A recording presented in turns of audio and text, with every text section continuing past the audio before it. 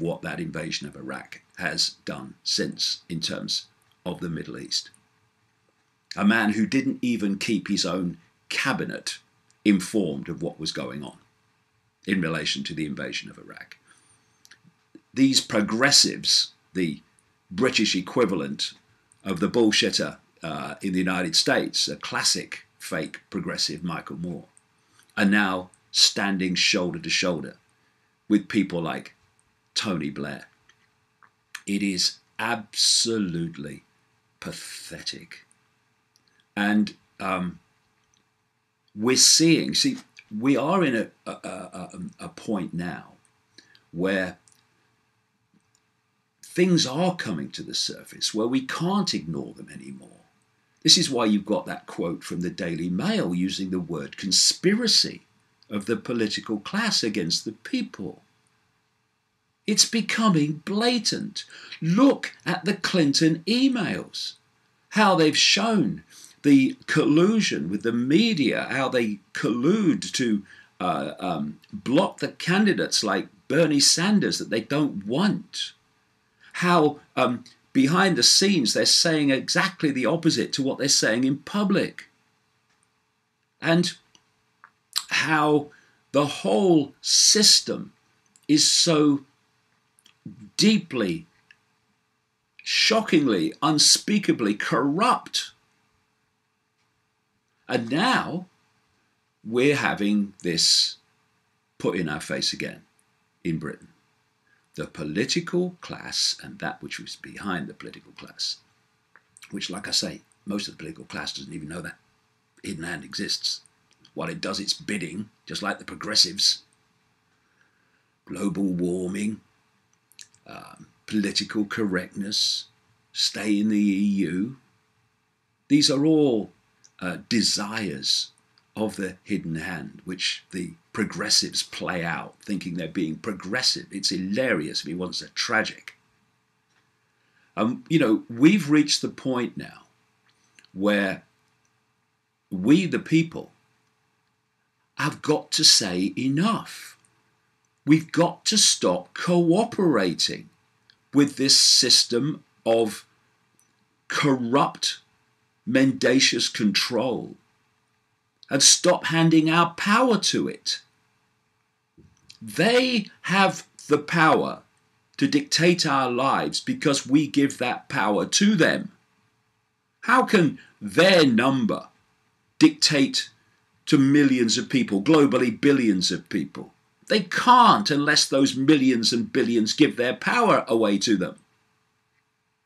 We've got to stop it because it's becoming more blatant and therefore more obvious because it's becoming more extreme.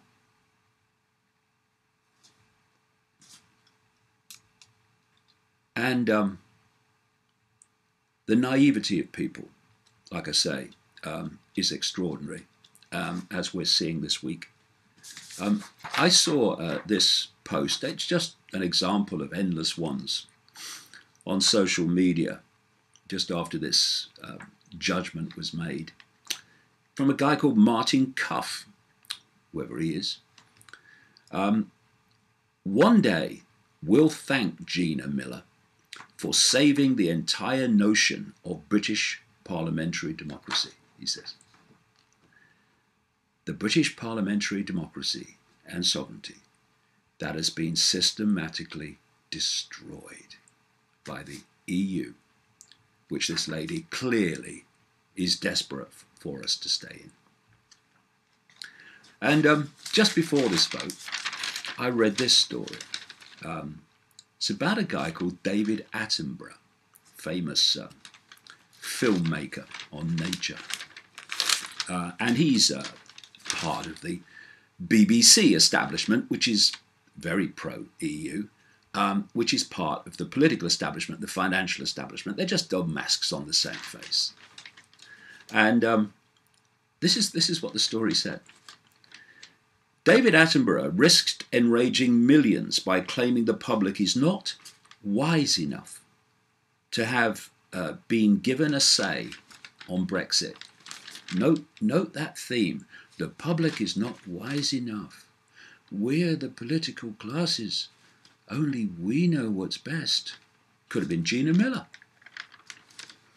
The TV naturalist said the vote from 17.4 million British citizens to leave the EU had created a mess. Actually, it wasn't. But it's more of one now, thanks to the political class. And argued that the decision should have been left to MPs to vote on our behalf. Oh, David. I must send him the link to Naivety Anonymous. These were the people that voted to have a war in Iraq. These are the people that have made catastrophic decisions in relation to giving power away to the EU, that have made catastrophic decisions right across the board that have damaged life in Britain. Critics accuse the 90-year-old of being elitist. No, never, surely. And failing to recognise what the people want. But that doesn't matter. You're the great unwashed. You just do what we say. Pat you on the head when you agree with us. Smack you on the head when you don't.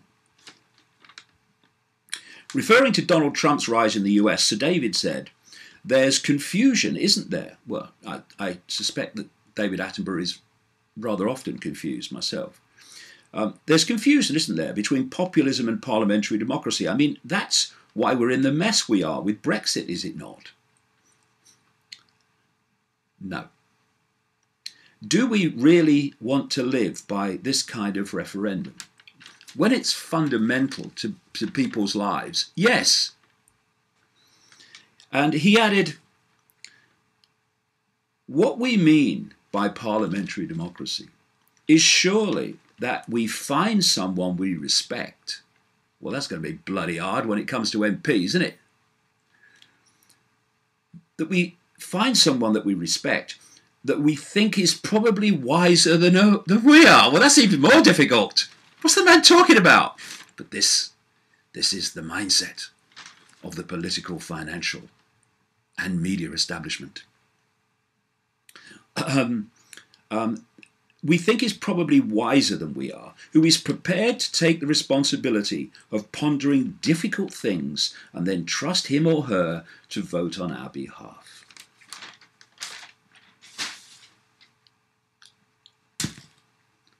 And a few people can't control the world. It's a piece of cake. The war on terror is a war on freedom. I've been saying that, writing that for years and years and years, and so have many others in the alternative media. And the horrific events of the last week and more in Tunisia, in France, and parts of the Arabic world are simply the next step to advance the agenda of destroying human freedom and much else besides. And this is not some conspiracy theory pulled out of the ether. It's in documents that you can read and see the connections between. You can go back, for instance, to a document known as a clean break, which was produced for Benjamin Netanyahu in the 1990s by the infamous neocons in the United States, people like Richard Pearl and others. And what it proposed in terms of what Israel should do is mirrored by current events in terms of the countries they should target: Syria, Iraq, Iran, and countries they should try to go into an alliance with in achieving the end of targeting those countries.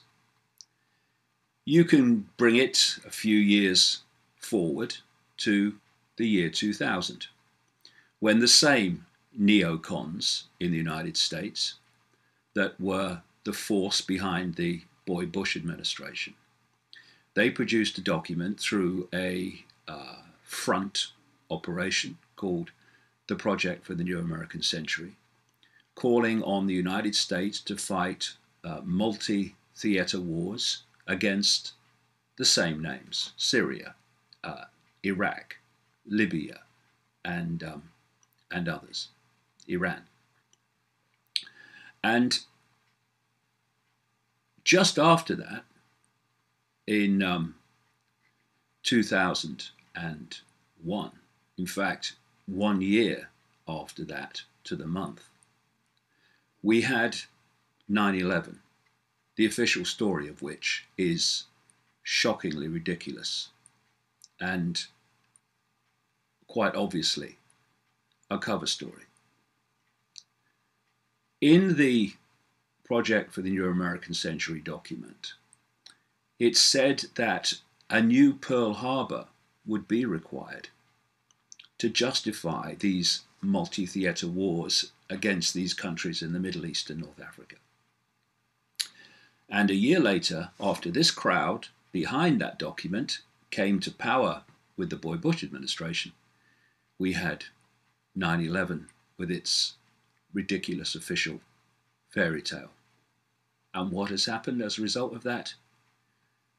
The countries targeted in both a clean break and the Project for the New American Century document have been bombed, turned into chaos, and in terms of Iran, constantly threatened and undermined.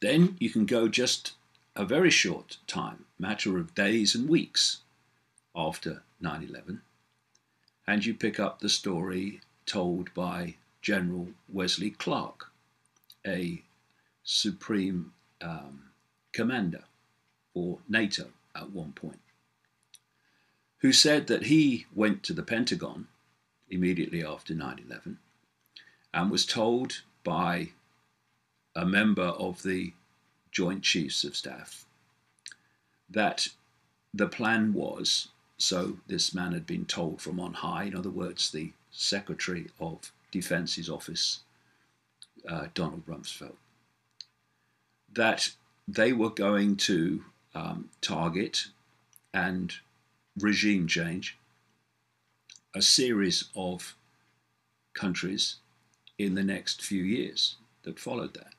And what were those names? Iraq, Libya, Syria, Iran. The story just is so blatant.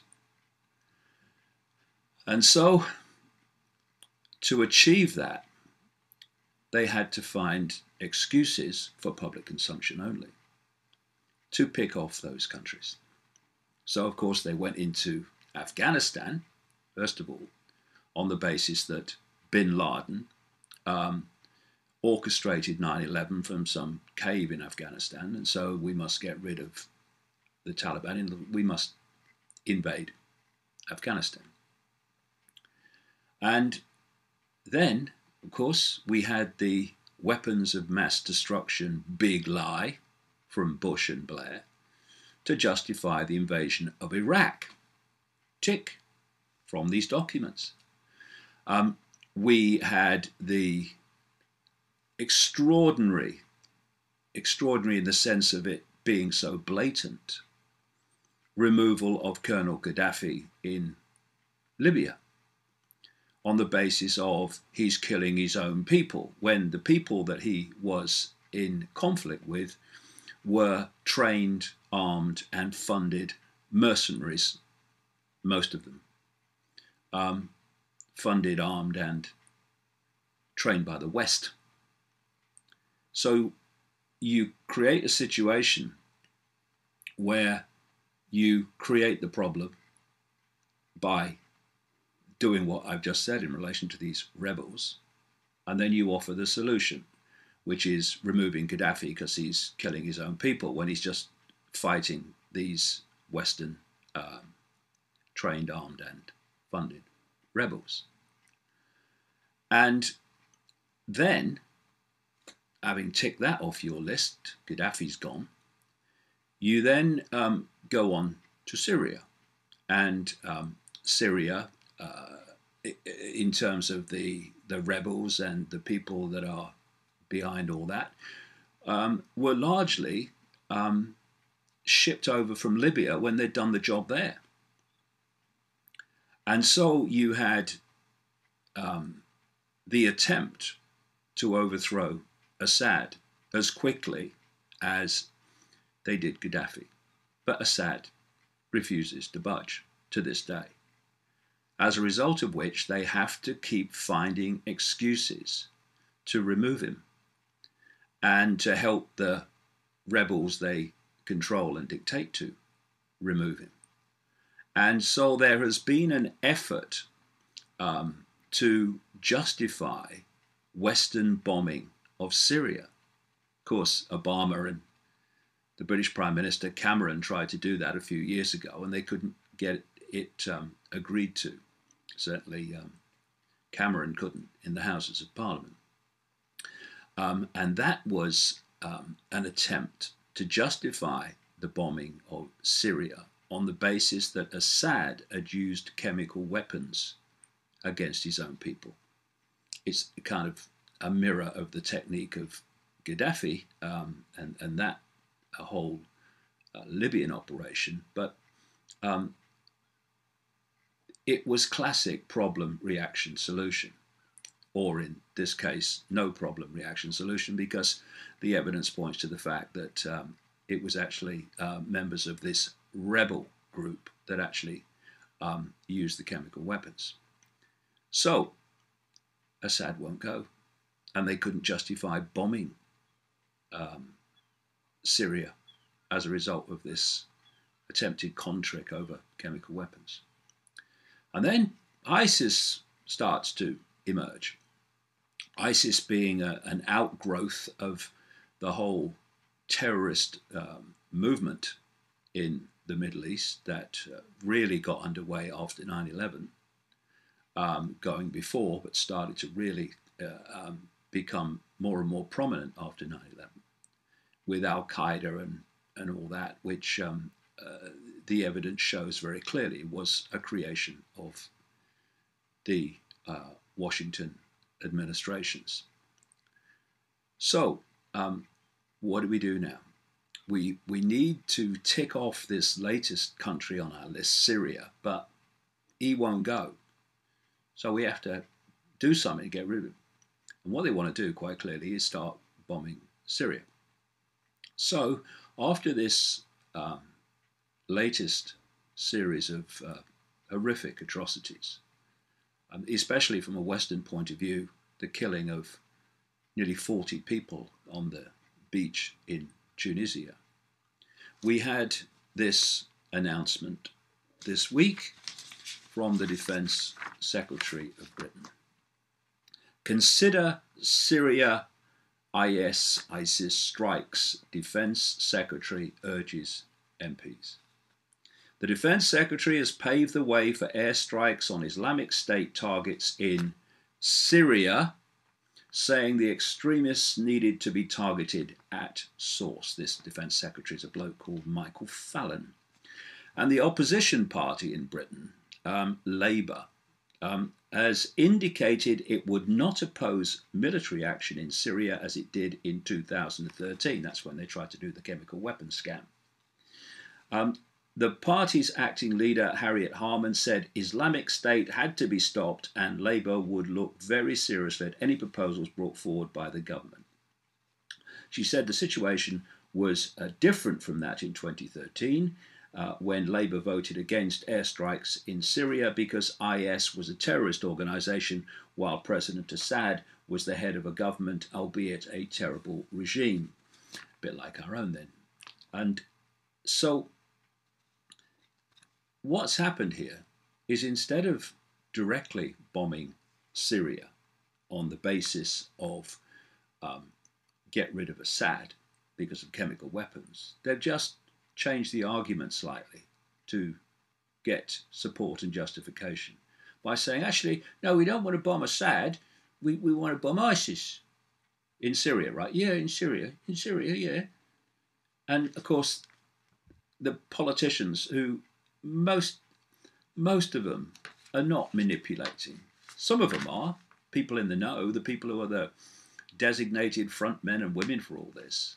Most of them are just clueless about the world they're actually living in and what's going on all around them. It's extraordinary how high you can go in the political pyramids and the system pyramids until you find someone that actually is in the know of exactly what's going on, or at least some of what's going on. Prime Minister David Cameron later said that ISIS posed an existential threat to the West, and its members in Iraq and Syria were plotting terrible attacks on British soil.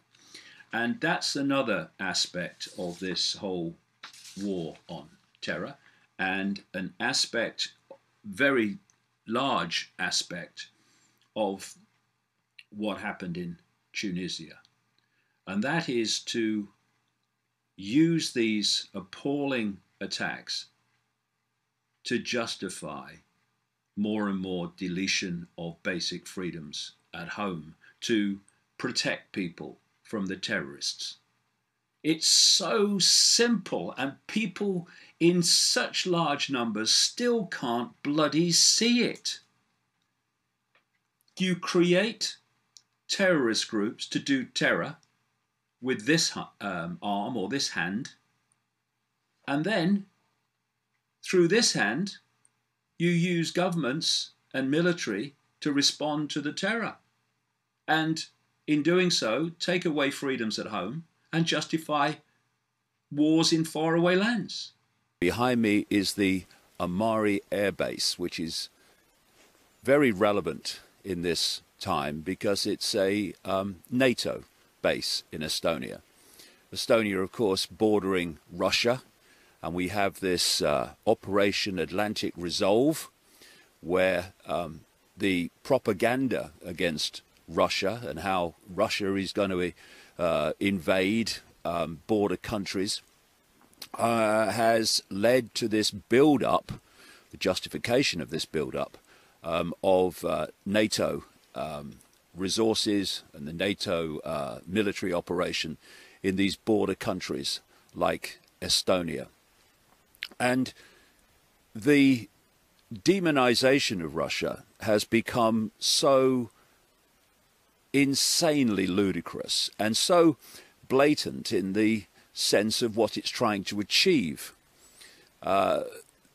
If you can make people fearful of something, whatever it is, in this case fear of Russia, then they will not protest and even support the fact that you will take action to protect them from what you've manipulated them to fear.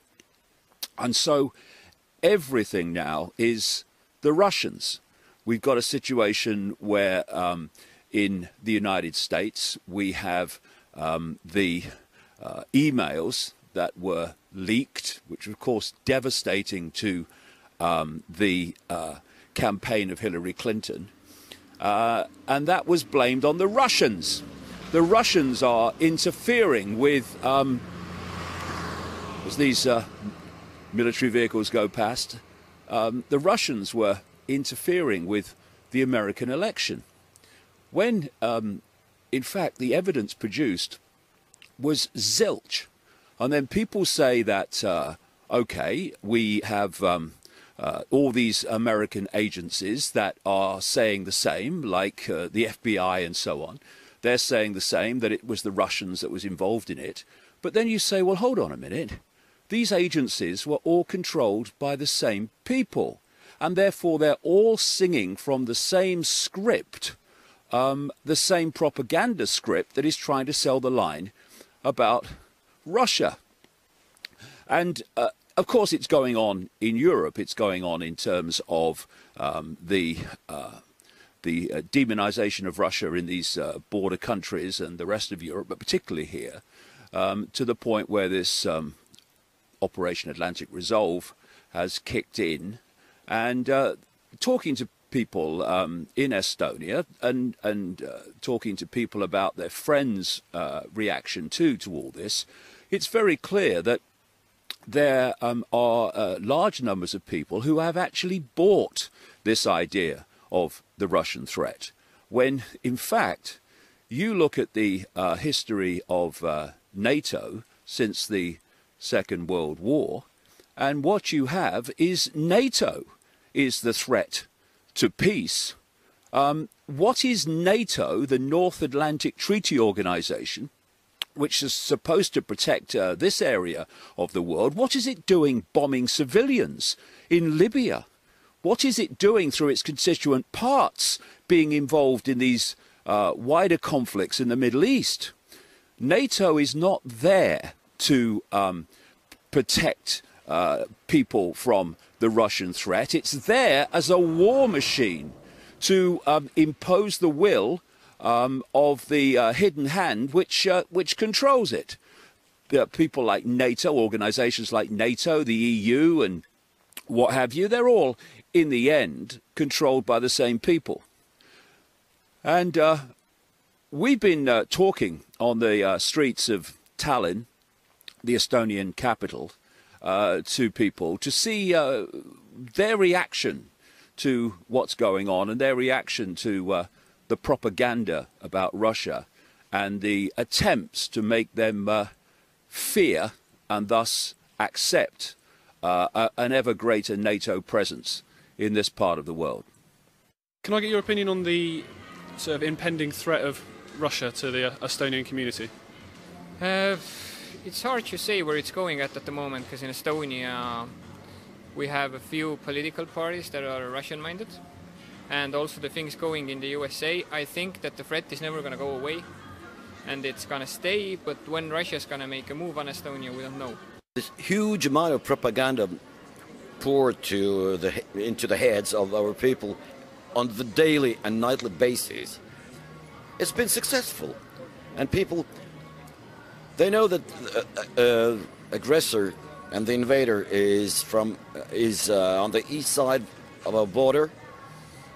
And that's nobody even cares about that. And if you ask the common people, they don't care, because they have a lot of difficulties to face them in everyday life. So it's just, I don't think it's serious.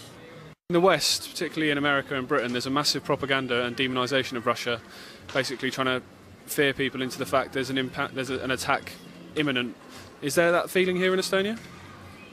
We've always had that feeling, but since we got free from Russia in 25 years ago, then since that time everybody's always talking that there's a big threat, but actually we haven't seen any big moves from their side, so I think people are calming down, because nothing actually has happened in like the past 25 years.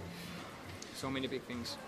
Well, actually, so far we've been dealing only with propaganda, which makes the world only black and white, and basically wanting to, let's say, 90 even more % of the propaganda has been telling us that Putin is about to invade Estonia any minute, and we should be prepared for that, and especially we should be depending on our NATO allies.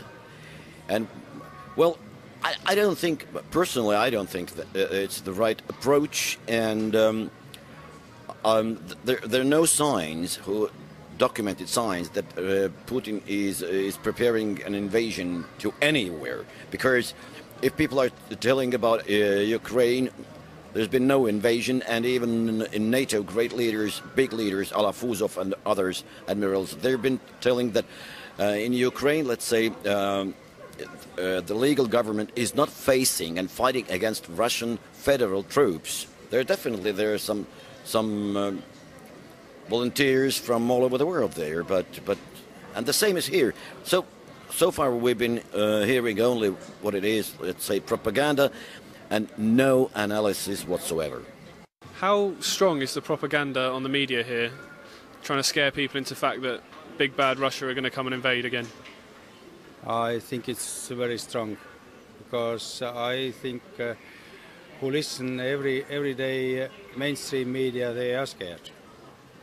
Well, in the West, in Britain and America, we've had a lot of propaganda against Russia and Putin in particular, trying to paint him as a modern day Stalin.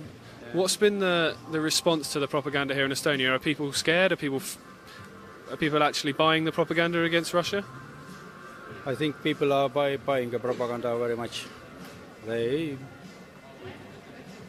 Estonian people is saying in Estonia, if it's written on newspaper, it must be true. So there are some views of Estonians on how they see the current situation with regard to the NATO build-up in their country, and indeed other countries bordering Russia. And just come a mile down the road from that NATO airbase, and here is a cemetery, a military cemetery from the time of the Soviet Union, which of course occupied Estonia. And it brings it home.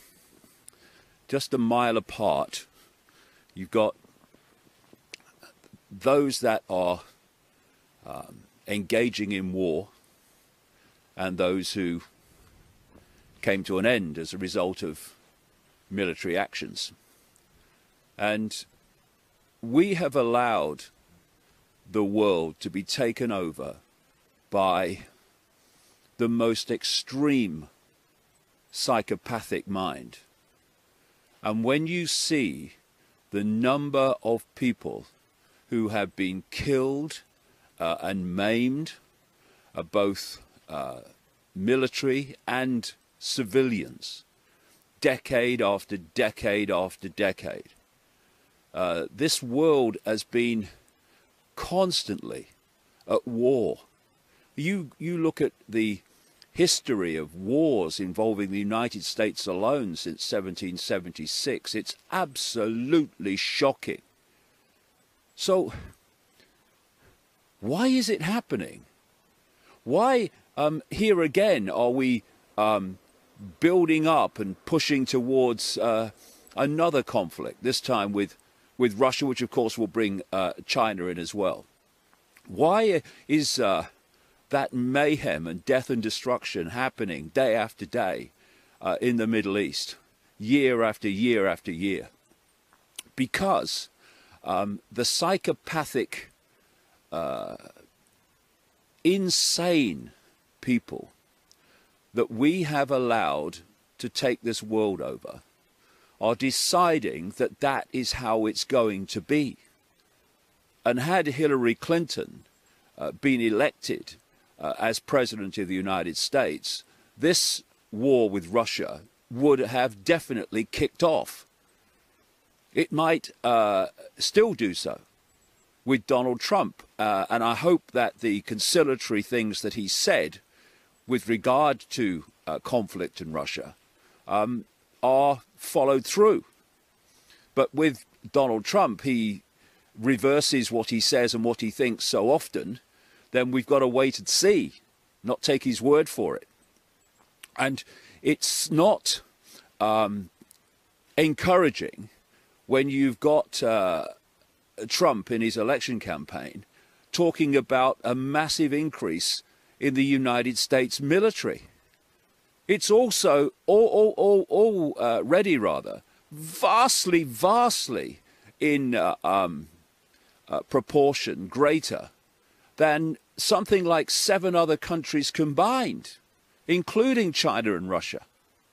I mean, how much military does the United States want? But of course, it's not the United States military. It's the military of the hidden hand. And all this money, this extraordinary level of spending while Americans sleeping the streets, that is spent on the military, is not for the benefit of the United States. It's for the benefit of that works through the United States, that works through its presidents, that works through its military and its Pentagon. And these are the people we've given the world away to, and we need to take it back. So, is it really too much of an ask that instead of demonizing Russia, that those in power sit down and come to a agreement with Russia, come to a situation, for instance, where Russia and the countries of Europe and the United States combine together to sort out the United States, UK created terrorists in the Middle East and bring that horror to an end. If they were reasonable people who generally wanted to bring it to an end, that would have happened already. But they're not. Putin seems very accommodating and intellectually is far more intelligent than the Western world leaders combined. I'm not saying that he's God's gift to humanity and, you know, he runs tea parties for kids. He's obviously a ruthless man, or he wouldn't have been running Russia for so long. But neither, although the propaganda would like us to believe it, neither is he Stalin. Neither is Russia now the old Soviet Union. And the offer is there for the West to come to an accommodation with Russia so we can all get on with our lives. I hope Trump, like I say, follows through with what he's saying, and that happens. But in the background, the hidden hand won't want it to happen, because the hidden hand wants World War III, because that's been planned all along. 3 world wars to transform the nature of human society. The first 2 world wars transformed the nature of human society. Look what happened. And they want to complete the job with World War III. That was always the plan. And this is what this demonization of Russia is all about. So we, as the people, the human race, billions of us, who face the consequences of what these insane people in the shadows are doing, need to understand how the game's played and no longer to accommodate it, no longer play a part in it, no longer meekly walk along saying, yes sir, no sir, they must know what they're doing. They don't. Except that they do know that they're seeking to bring about yet another world conflict. So we need to get informed about what's really happening, because these events are not random.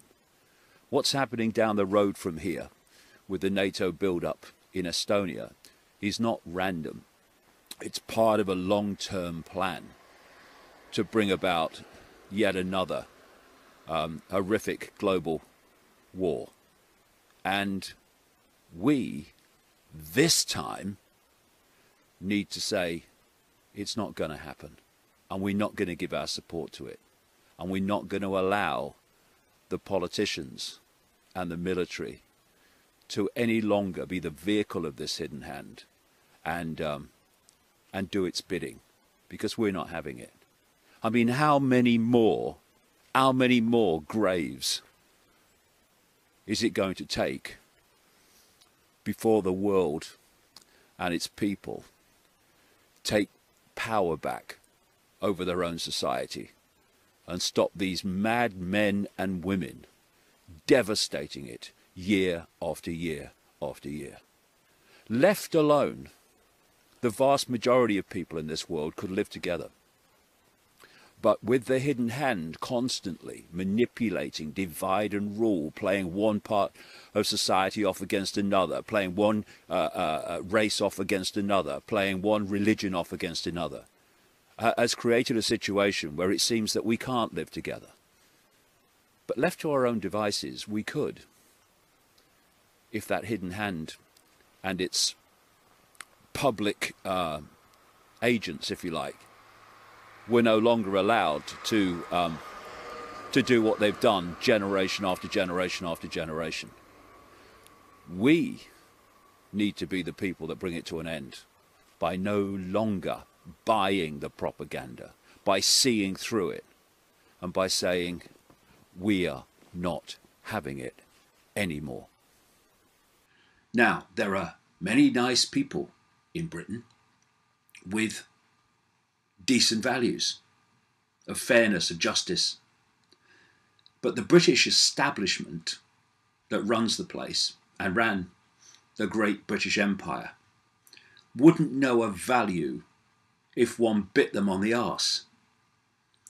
And Rhodes was a great symbol of this plundering, this acquisition of much of the world for the benefit, not in the end of Britain, but of those that controlled Britain and still do.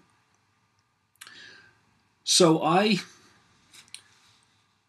understand why students can see a Rhodes statue as a symbol of all that. But, you know, people can get so focused on the twigs that they can't see the forest. And the biggest form of colonialism is colonizing the mind. And if the same focus and outrage was set upon what is happening in terms of education in all its forms, being little more than a programming operation to download the official version of everything. And if they looked with the same vehemence as they do at a Rhodes statue at the way this programming is becoming more and more blatant, then we might have a chance of protecting what's left of freedom, freedom of choice, and freedom of expression. Never mind a statue. What's happening all the time and what is gathering pace all the time? This is a definition of colonialism. The policy or practice of a wealthy or powerful nation's maintaining or extending its control over other countries, especially in establishing settlements or exploiting resources. Fair enough. Everybody will recognize that as a definition of colonialism. But here's another. The system or policy by which a nation seeks to extend or retain its authority over other peoples or territories. And the territory that I'm talking about is the human mind. It's the focus of everything in terms of authority and the establishment, because if you are the few and you want to control the many, you can't do it physically. You can in small areas, you can in some ways, but overall you can't. To control the vast majority, you have to control the way they think and the way they perceive both themselves and the world around them, so that they will accept things that suit your agenda. And a teacher sent me this week. It's it's kind of a document. It's gone out from government to schools and teachers, and it's called Extremism, Radicalisation, here we go, British Values. And these British values are defined in this thing as democracy. That means David Cameron's current government getting almost total power from 37% of the vote. The rule of law, The rule of law is that people you have no control over make law and then you obey it, no matter how ludicrous or freedom destroying it is. Individual liberty, that's a British value. It's being deleted by the day. They don't recognise individual liberty, they want an end to it. This should be extremism, radicalisation, British values, brackets, bullshit. This has gone out to teachers apparently. Another British value, mutual respect and tolerance of different faiths and beliefs. That obviously includes bombing people with brown faces all over the bloody world. Okay, so as a school, we help pupils instill these values through our curriculum and teaching, dictated by the state, through how we operate our school, dictated by the state, our attitudes and actions, dictated by the state, or you'll soon lose your job, darling. What we do and how we do it, dictated by the state. Everything that we offer, dictated by the state. But what this is about is finding and sifting out possible radicalisation. Dangerous people. And this is some behaviour to watch according to this thing. Some factors can indicate that a young person, stroke child, may be vulnerable to radicalisation, and these include a view that their religion or culture is under threat and unfairly treated. Well, what if it is? What if it's a genuine feeling?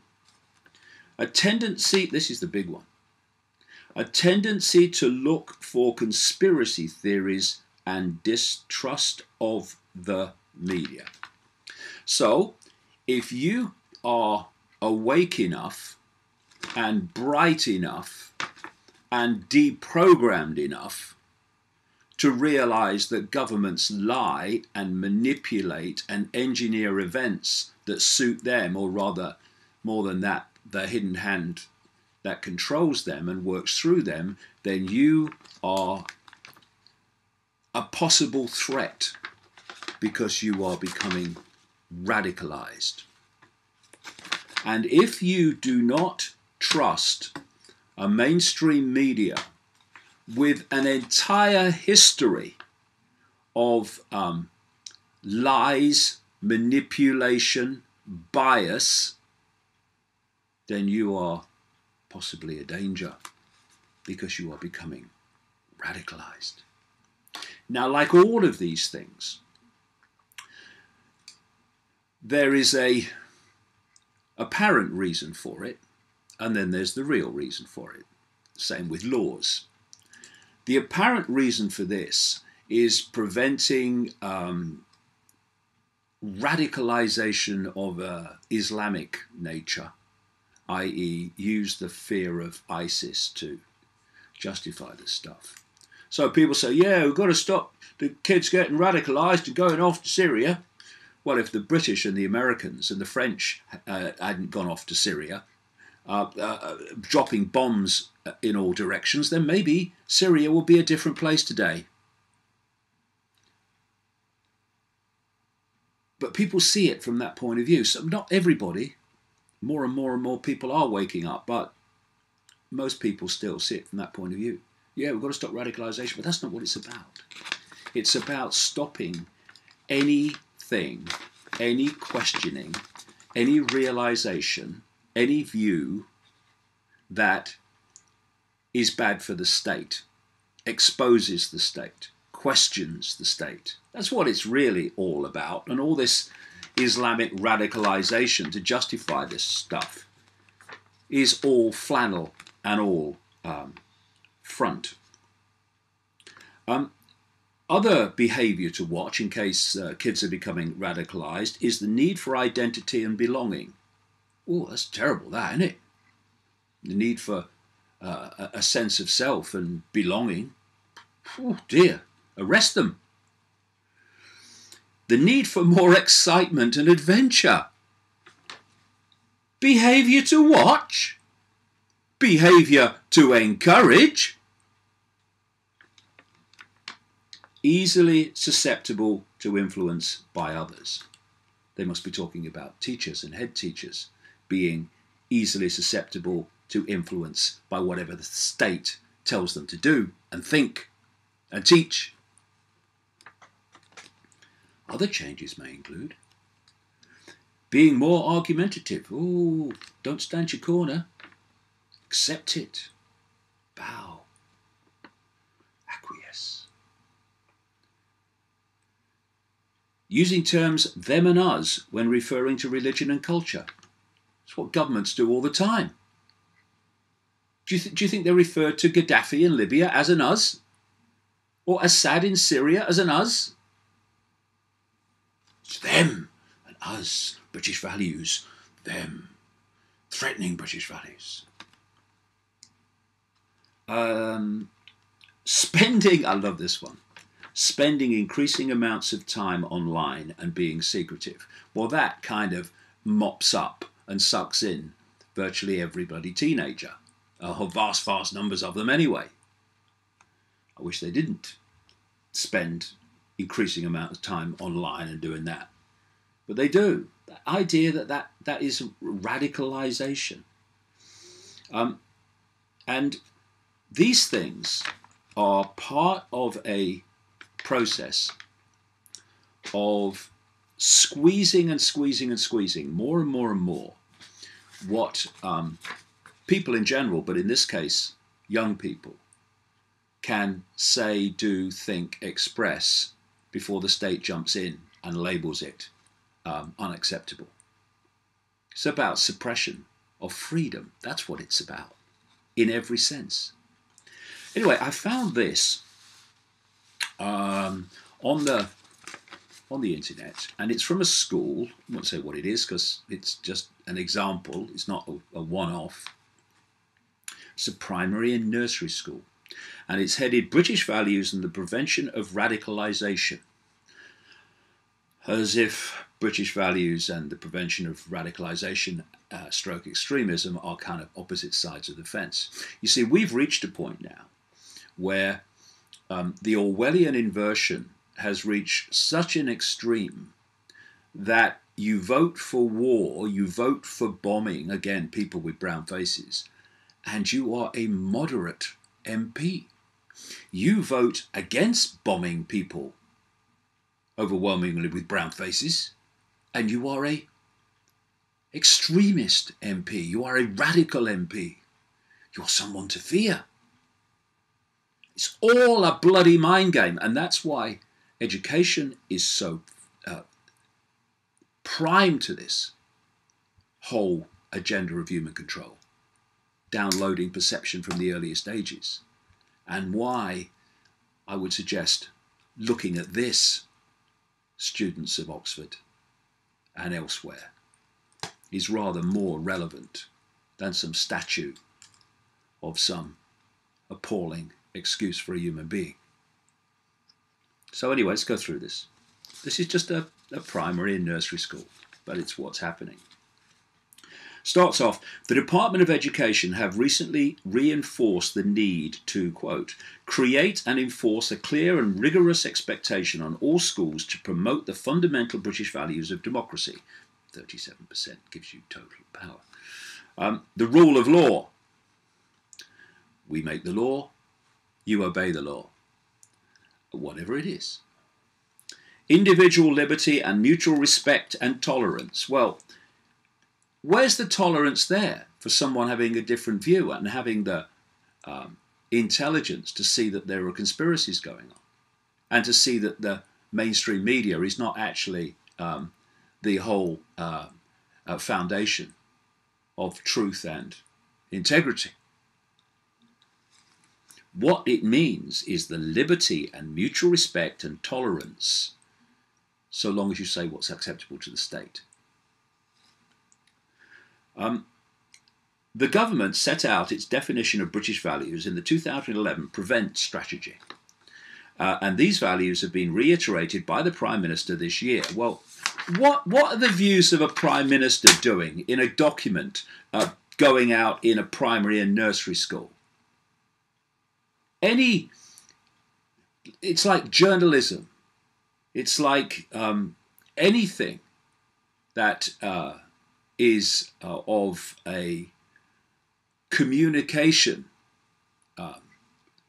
area, that they should be above government and what government says. Because how can you have free communication of information, be it in education or in the media, if what the Prime Minister, the government says, is going to dictate how you do it and what you say and what you communicate? Here, says the document, democracy is taken very seriously. Well, that's a bloody first. Children are actively encouraged to have a voice and share their views and opinions regularly, so long as they conform to opinions that are acceptable to that document. Every September we have an election week when the candidates for class representatives on school council pitch their election manifesto for the rest of their class. Yeah, what they do is prepare them to accept this ludicrous abuse of freedom called democracy. All children also complete an annual questionnaire which provides them with the opportunity to share their views of learning and suggest ways in which the school could be improved further. And unless it conforms to what the government says should happen at that school, then it's straight in the bin. Or, hey, Johnny could be going through radicalisation. The rule of law. The importance of laws, whether they be those that govern the class, the school, or the country, are consistently reinforced throughout the school day. Don't start me now. As well as when dealing with behaviour and through school assemblies. What schools are there for is not to bring out the true potential, the true uniqueness of children and young people. It's there to program a version of reality and to turn people into acquiescent slaves who will obey laws no matter what those laws are. So you come out of the womb and in 3-4 years you're in a classroom and authority is telling you what to think, what's right, what's wrong, when you can go to the toilet, when you have to be there, when you can leave, and all that happens in between. And to do that, they have laws called rules, and they enforce them. And that's preparing young people to have a complete adult life doing the same in terms of the rules and regulations of the state created by people in parliaments and in truth in the shadows through parliaments and through governments, which the people have no say in what those laws will or will not be. Children are taught the value, this school says, and reasons behind laws. All that I've just said. That they govern and protect us. They govern and protect us. In other words, they dictate to us and claim to protect us, most of them. The responsibilities that this involves and the consequences when laws are broken are also explained. You mustn't break laws, mustn't break rules. Teacher never does. Dead, be out of a job. Our schools' rules, rewards and sanctions, which are displayed in all classrooms, referred to regularly and consistently, uphold a practical example of this. Visits from authorities such as the police help to reinforce the message. I bet they do. Our school rules, rewards and sanctions. Follow the rules, you'll be fine. You may even get a bit of benefit. Challenge the rules because you don't agree with them. Bad move. And that is the message from the earliest age that the system wants kids to take through the rest of their lives. Now, individual liberty. Would it be nice if we had some? That'd be lovely. Within school, children are actively encouraged to make decisions and choices. Now, here we go. Decisions and choices. Choices. Now, this is one of the great scams, freedom of choice. Now, if I put a cake on the table and an apple on the table, and I say, you've got a free choice, people might think, well, yeah, I've got freedom. I can have the apple or I can have the cake. The point is, the apple or the cake are not the only choices possible. And what the state calls choice is the choices, all of which suit the state, which you're then given the choice to choose between. So, encouraging choice. But that's saying if people make other choices, then they could be dangerous and going through radicalization. I know there'll be people looking at this and saying, yeah, you've got to stop ISIS. This is not about that. This is not about that. It's about freedom as a whole and having different views and the right to have them as a whole. Children are encouraged to know, understand and exercise their rights and personal freedoms. Well, clearly they're not, because there's rules galore. And you can't have an opinion outside the norm or you're being radicalized.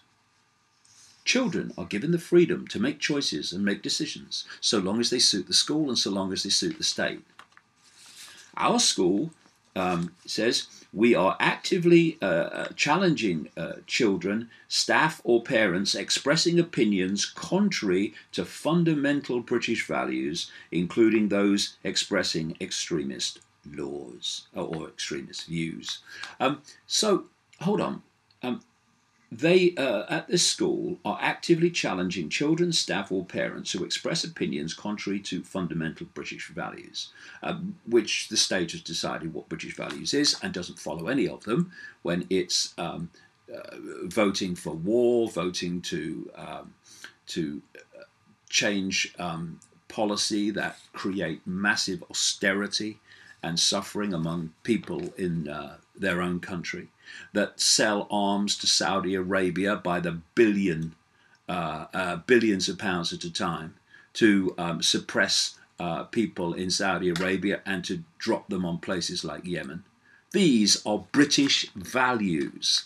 It's such bullshit. It's such hypocrisy.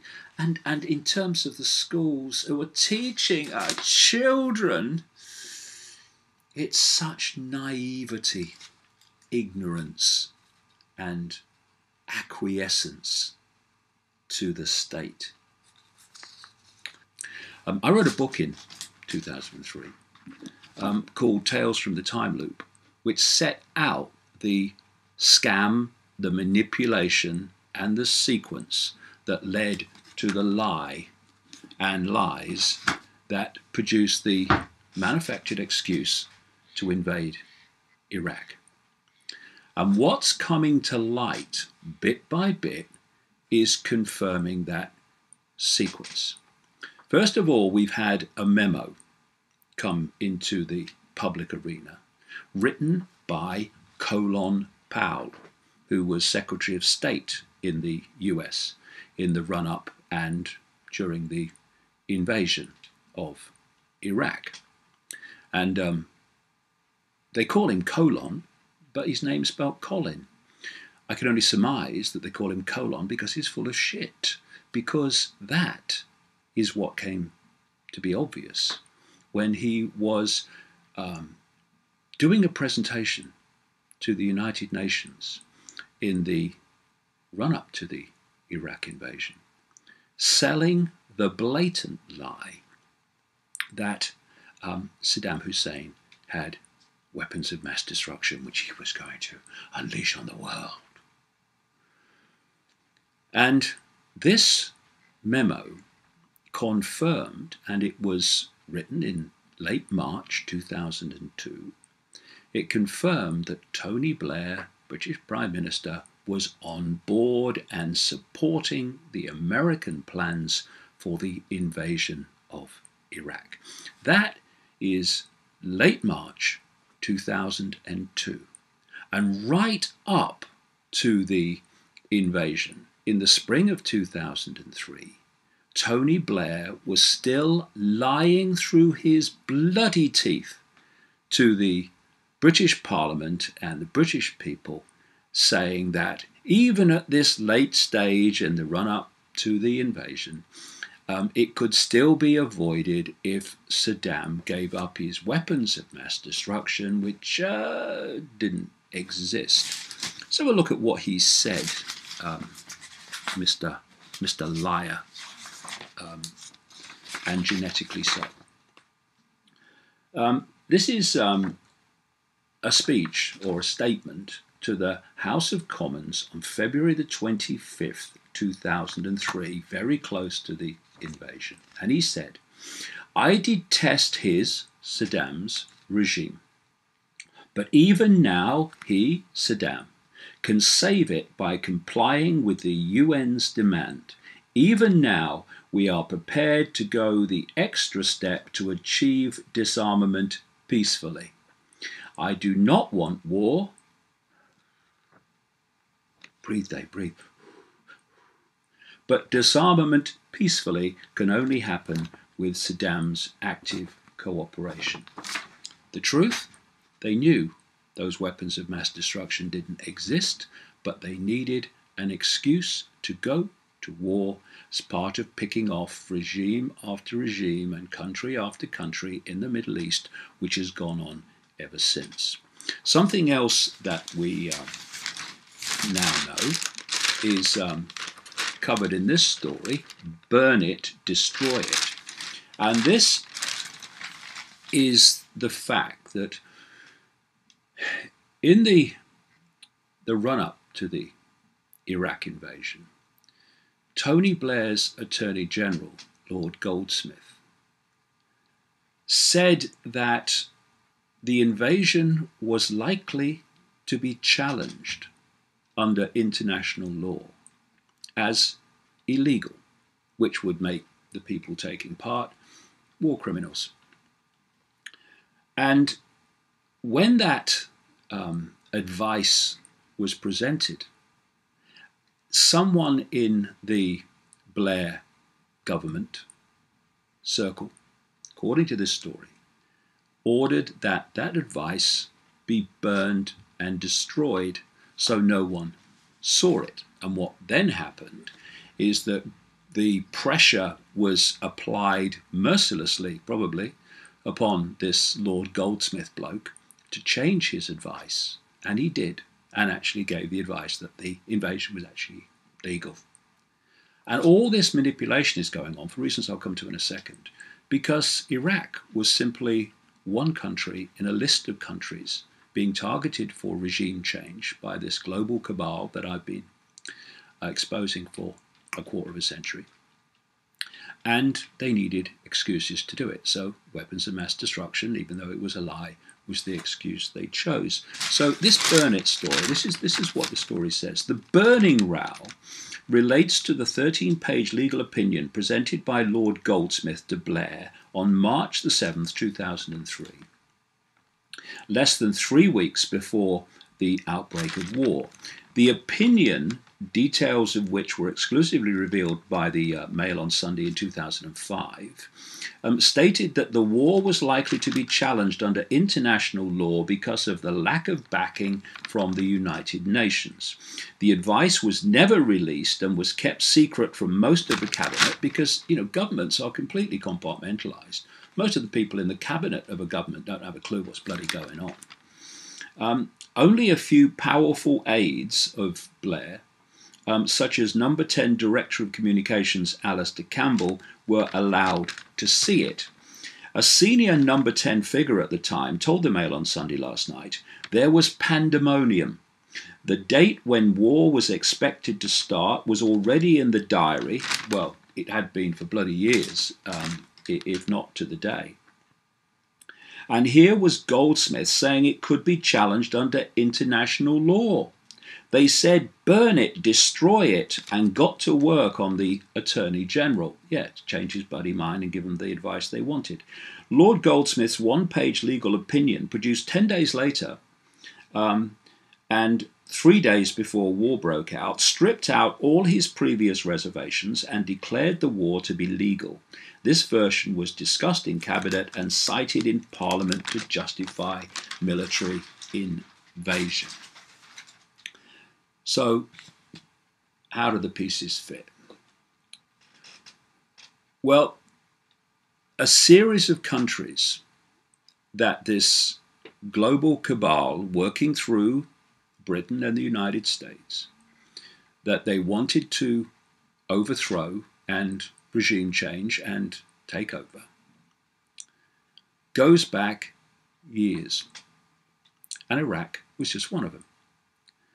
And the first public sight of this list came in September 2000 when an organization called the Project for the New American Century, neoconservatives or neocons as they were called, produced this document listing a series of countries for regime change, and regime change as a result of what they called multiple theater wars fought by the United States, either covertly or overtly through the Arab Spring.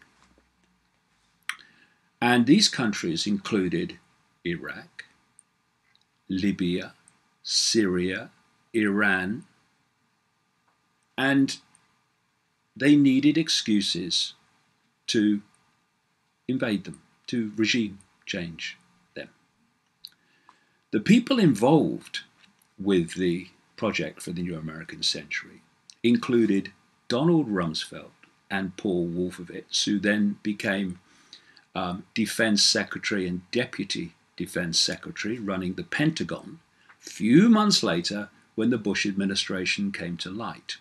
Another person involved with the Project for the New American Century was Dick Cheney, who a few months later became Vice President of the United States and, in truth, President, in fact, while Boy George Bush was reading his bloody comics or something. The document also said that this process of transformation that he called it, this series of country takeovers, would be necessarily slow, absent some catalyzing and catastrophic event like a new Pearl Harbor. These characters came to power in the Bush administration a few months later, and soon after that, in the same year, in fact 1 year to the same month that this document was published, the United States had 9/11. And Bush called it our Pearl Harbor. As a result of that terrorist attack, which was an inside job, that's why none of the pieces make any bloody sense and none of the official story makes any sense. As a result of 9/11, they had the excuse to start the war on terror. And the war on terror led eventually to the excuse to invade Iraq. And because they didn't have an excuse, they made one up. Weapons of mass destruction. It's the sequence that, or the technique that I call problem, reaction, solution. You create a problem covertly, you tell the people that they're in danger because of the problem and you want a reaction from the people, do something. And so after you've created the problem, got the reaction, do something, you then offer the solutions to the problems you created, which is to do what you intended to do all along, but couldn't do or justify without the manufactured problem. Now there's another version of that that I call no problem, reaction, solution. You don't need a real problem, you just need to invent one and get the public perception that there's a problem, i.e. weapons of mass destruction in Iraq. And so the invasion of Iraq was always going to happen, and all the bullshit about, oh no, it could still be stopped, was all lies. And so when Lord Goldsmith came along and said, actually this could be illegal, of course, burn it, destroy it, because it was a danger to the plan of invading Iraq. Then there's another thing. Dr. David Kelly. David Kelly was a weapons inspector with great experience of Iraq. And he knew that what Blair and his spin doctor, Alistair Campbell, in cohorts with British intelligence were telling the British people about the weapons of mass destruction in Iraq was simply not true. And these people produced a dossier, oh, say, be very afraid. Oh, we better invade then, yeah, better be afraid. And what happened is that David Kelly, who no one really had ever heard of, in the public arena anyway, talked to a BBC journalist called Andrew Gilligan and told him that this dossier had been sexed up. In other words, it was full of bloody lies to justify the war. Now this was very, very dangerous to the credibility of the invasion. I mean, here was a weapons inspector of enormous experience in Iraq saying, actually, they're lying, in effect. And what then happened was that he was outed, was subject to enormous public attention, outed as the person who was behind Gilligan's source for the dossier being sexed up. And soon afterwards, he left home and went for a walk from which he never returned, because he went into the woods and committed suicide. And the official story of his suicide is so ludicrous, so ridiculous, so incredible, it takes the breath away. What I'm going to do in this video cast is go through the detail of these different elements. But for this, opening, if you like, I'm going to just connect the dots of how the background went on. So, as I'll talk about in detail, Kelly was murdered by the state. So then they had an inquiry into what happened to David Kelly, which was instigated by Blair and his former bloody housemate, flatmate, Lord Falconer, the top law officer of the time, the Lord Chancellor. And they appointed this guy, Lord Hutton, a real establishment bloke, to oversee the inquiry into what happened to David Kelly, who died so, shall we say, conveniently for the agenda. And the Hutton inquiry, I can only repeat, was so ludicrous, so ridiculous, so incredible, in the sense that its outcome was clearly decided before any evidence was given. This is why Lord Hutton has been known to this day as Lord Whitewash. The Dunblane story, the Dunblane horror, has been followed by the most monumental cover-up, which relates to protecting paedophile rings involving the rich and famous, politicians, police, the judiciary, just as is the case with the VIP paedophile scandals in Westminster. These are all connected. And the scale, even with all the revelations that have come out, the scale of these VIP rings, which in the end, if you go deep enough, are one ring basically, is absolutely extraordinary in its scale. So let's look first of all at the Express story and how far it went. It's headed Top Military School Abuse Probed. Police Scotland has been ordered to carry out a full investigation into claims that officers covered up allegations of a VIP paedophile ring at a top military school. How many times have we heard this recurring theme? Simple reason why. When you are running paedophile rings involving politicians and the judiciary and top police people, then you have, by definition, the very people and the very establishment necessary to cover it up and not investigate it. It's real simple when you know how it works. The story goes on. Officers allegedly covered up claims of a VIP paedophile ring at the Queen Victoria's School in Dunblane. Glenn Harrison was a housemaster at Queen Victoria's School when he became concerned about a group of powerful individuals having access to his pupils. He made a report to the old Central Scotland Police, but officers responded by breaking down the door of his flat and removing computer disks, papers and other evidence. Another recurring theme of what happens to people trying to expose the truth of these paedophile rings.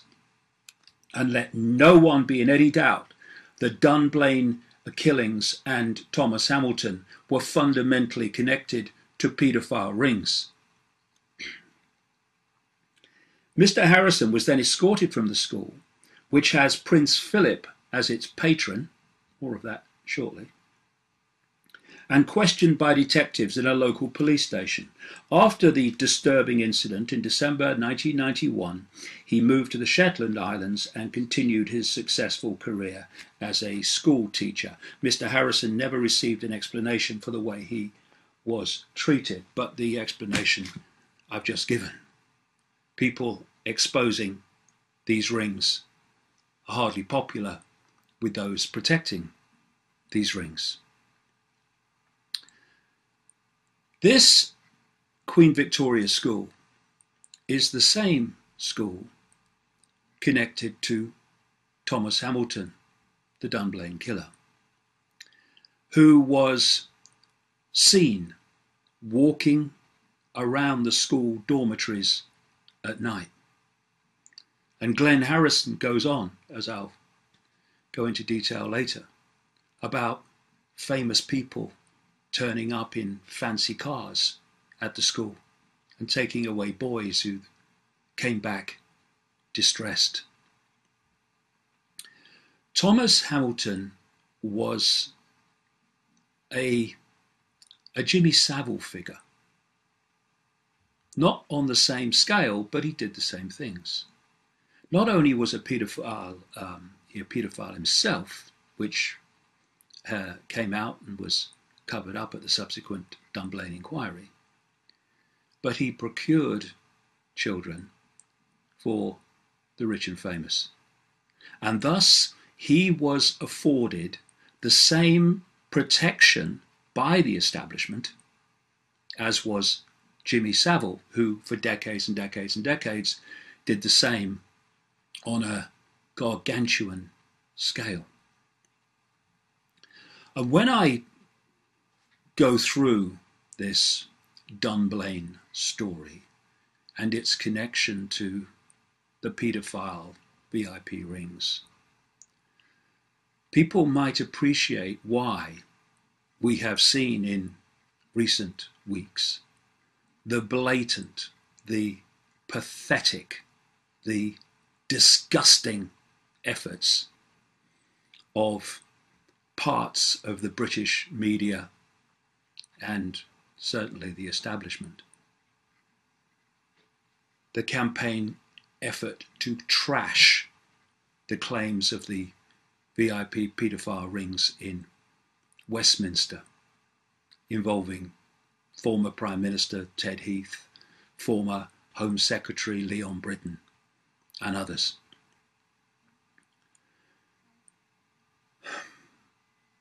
what happened after the horrors of Dunblane was that an inquiry was set up, headed by a guy called Lord Hutton, senior Scottish judge, who was wheeled out to oversee a number of government inquiries. And it is my view, and the view of many others, having looked at what happened, that the Dunblane inquiry was the most blatant, outrageous cover-up of so much of the background to Thomas Hamilton and what was behind and who was behind and who was connected to the Dunblane tragedy. When we have a situation where Lord Cullen orders that evidence that was seen by the inquiry had to be sealed from public view for 100 years, you know, if there's a brain cell on active duty, that there's something going on here, and it's not very nice. We had a situation where evidence of the paedophile activities of Thomas Hamilton were dismissed, where people like the housemaster at the Queen Victoria School, Glenn Harrison, wasn't called to be a witness. Fundamental evidence he had to give, as I'll come to as we go through this. How other people who had crucial things to say were not called by the inquiry. And how the efforts to cover up what happened were orchestrated by the Freemasonic and secret society networks of Scotland, and probably further afield as well. And it's worth noting that for historical and other reasons, Scotland is a major global centre of secret society activity. They don't call it the Scottish Rite of Freemasonry for no reason. This gives more credence to the evidence of a man called Lord Burton, who was a Grand Master, former Grand Master, of Scottish Freemasonry. And in the wake of Dunblane and the Cullen inquiry, he spoke to a British Sunday newspaper, the News of the World, and said that the Cullen inquiry had been a cover-up. Not too much study would confirm the validity of that. He talked about there was something sinister about the Dunblane affair, and so there was. And what he talked about was a elite group within Scottish Freemasonry that he called the Speculative Society. And he said that the Speculative Society was fundamentally involved in the Dunblane cover-up. And the Speculative Society is apparently based at Edinburgh University, and its patron is Prince Philip, the patron of the Queen Victoria School. And a senior member of the Speculative Society is Lord Cullen, who, at least in one report I read, also had connections with the Queen Victoria School. Burton said that when he started asking questions about Dunblane, he was threatened with consequences if he didn't shut up. And that is what happens to people who speak out and try to expose the truth, or at least ask questions that the establishment doesn't want people to consider. So what we have with Dunblane, and I'll go into the detail as we go along, is the paedophile ring that is global in its entirety. We're seeing that show its head. So with the Westminster scandal, there was that global paedophile ring coming to the surface in terms of Westminster, and what Dunblane was, the background to Dunblane was that global paedophile ring coming to the surface and then being suppressed with regard to Scotland. And what's interesting to me is that the royal family, the members of the royal family, come up again and again with regard to this. Not only do we have Prince Philip, a patron of the Queen Victoria School and a patron of the Speculative Society, we of course have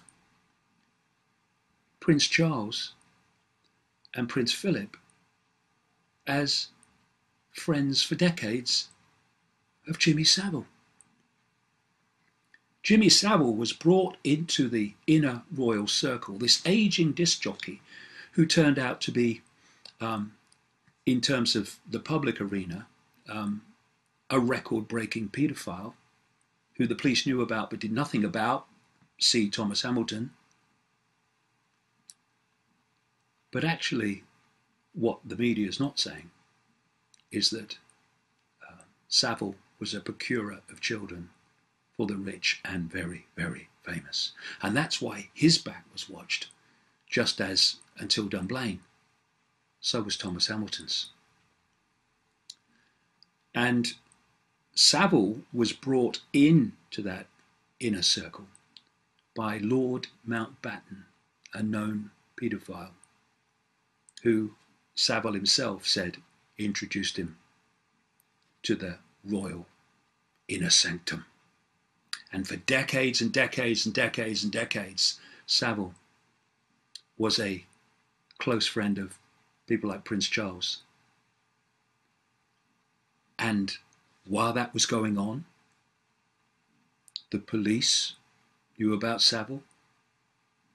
The intelligence services, who are so protective of the royal family, you can't cough out of place without they know about it if you're close to them. They didn't know about Savile? Of course they did. So why? Why, when the intelligence services knew about Savile and the police knew about Savile, was he allowed for decades into the inner sanctum of the royal family? And why, in the same period, or part of that period, was he a very close friend of Prime Minister Margaret Thatcher? The reason is the same as with Thomas Hamilton.